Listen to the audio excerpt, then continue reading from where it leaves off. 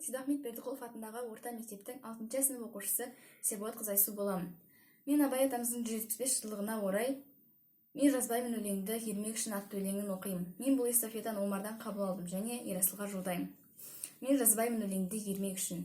Мен жазбаймын өлеңді ермек үшін. Жоқпарды ертегіні термек үшін.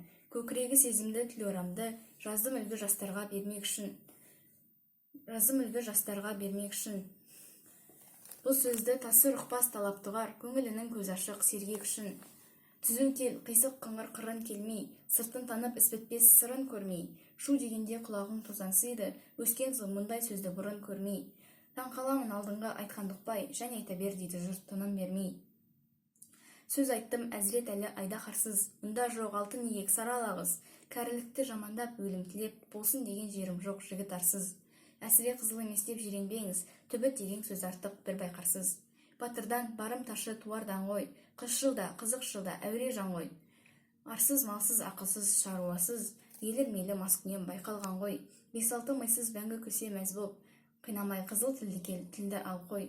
Өлеңі бар өнерлінім сізге, жалынамын мұндай сөз айтпа бізге. Өзге түгіл өзіңе пайдасы жоқ, есіл өнер қор болып кетер тізге.